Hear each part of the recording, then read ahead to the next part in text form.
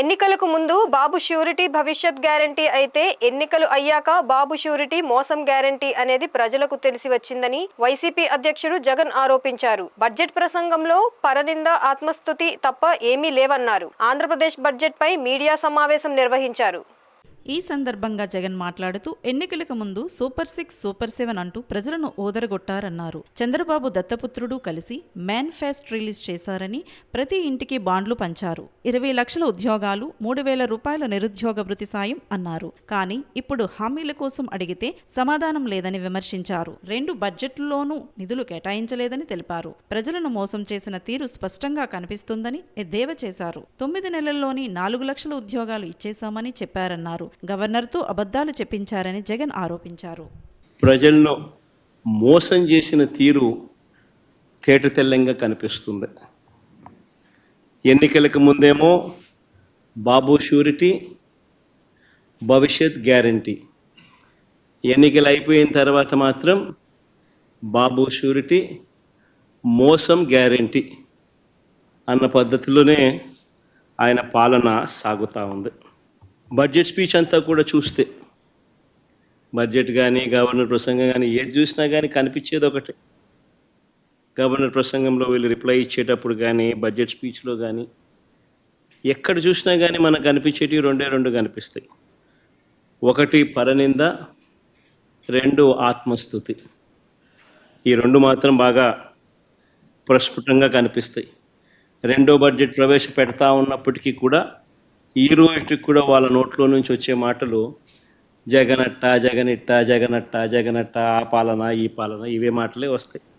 కానీ ఎన్నికలప్పుడు వాళ్ళు ఇచ్చిన మాటల విషయం ఏమిటి, ఎన్నికలప్పుడు వాళ్ళు ఇచ్చిన హామీల విషయానికి ఏమిటి, వాటికి సంబంధించి ఏం చెప్తున్నారు, ఆ సూపర్ 6, ఆ సూపర్ 7 విషయాలు ఏమిటి, ఆ మేనిఫెస్టోలో మీరు 143 హామీలను ఇచ్చారు, ఆ 143 హామీల పరిస్థితి ఏమిటి అని చెప్పి అడిగితే మాత్రం వాళ్ళ నోట్లలో నుంచి ఏ ఒక్కరి నోట్ల నుంచి కూడా సమాధానాలు కూడా సరిగ్గా రావు. ఏది చెప్పినా అబద్ధం, ఏది చెప్పినా మోసం. ఎన్నికలప్పుడేమో సూపర్ 6 అన్నారు, సూపర్ 7 అన్నారు, ఏకంగా ఒక మేనిఫెస్టో రిలీజ్ చేశారు.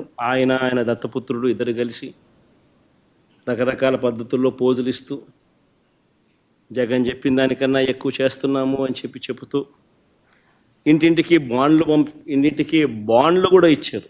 పరిస్థితి గమనిస్తే రాష్ట్ర అసెంబ్లీలో గవర్నర్ గారి చేత ఇచ్చే స్పీచ్లో ఏకంగా గవర్నర్ గారి ప్రసంగానికి సంబంధించిన వర్షన్ తెలుగు కాపీస్ అన్నీ కూడా ప్రతి శాసనసభ్యుడికి, కౌన్సిల్ సభ్యులందరికీ కూడా బుక్స్ కూడా పంపిణీ చేశారు.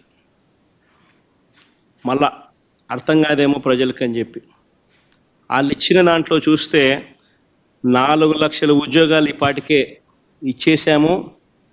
ఆల్రెడీ 4 లక్షల ఉద్యోగాలు ఈ 9 నెలల కాలంలోనే, 4 లక్షల ఉద్యోగాలు ఈ 9-10 నెలల కాలంలోనే 4 లక్షల ఉద్యోగాలు ఆల్రెడీ ఇచ్చేసాము అని చెప్పి ఏకంగా బుక్కుల ద్వారా ప్రింట్ కొట్టి మరీ సర్క్యులేట్ చేశారు. ఒకసారి చూపించండి అమ్మా ఒకసారి. ఇది గవర్నర్ గారి ప్రసంగానికి సంబంధించిన కాపీ బుక్కు.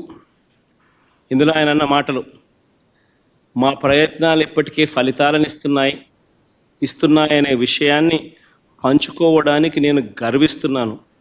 భారీ పెట్టుబడుల కోసం Google, Arcelor Mittal, Tata power, Greenko group, BPCL, TCS వంటి అనేక అంతర్జాతీయ దిగ్గజాలను ఆకర్షిస్తున్నాం. ఇప్పటి వరకు ఇన్వెస్టర్లు 6.5 లక్షల కోట్లు పెట్టుబడులు పెట్టారు మరియు 4 లక్షల మందికి ఉపాధి అవకాశాలు కల్పించబడినది. గవర్నర్ గారి చేత గవర్నర్ గారి ప్రసంగం అని చెప్తూ గవర్నర్ గారి పేరుతో ప్రచురితమైన పుస్తకం. ఇంతటితో ఆగిపోలేదు ఇలా అబద్ధాలు, ఇంతటితో ఆగిపోలేదు ఇలా మోసాలు. ఏకంగా ఈ బడ్జెట్ జరిగేటప్పుడే సోషియో ఎకనామిక్ సర్వే రిలీజ్ చేశారు. 2024-25కి సంబంధించిన 2వ సోషియో ఎకనామిక్ సర్వే. ఇది 2వ బడ్జెట్ కాబట్టి 2వ సోషియో ఎకనామిక్ సర్వే కూడా రిలీజ్ చేశారు. 2024-25కి సంబంధించిన రెండవ సోషో ఎకనామిక్ సర్వేలో వీళ్ళు దాంట్లో ఏకంగా ప్రింట్ కొట్టేశారు. ఏమని కొట్టారు? ఎంఎస్ఎంఈ సెక్టార్లో 2024-2025కి సంబంధించి ఏకంగా 27,07,752 ఉద్యోగాలు ఇచ్చేసామంట.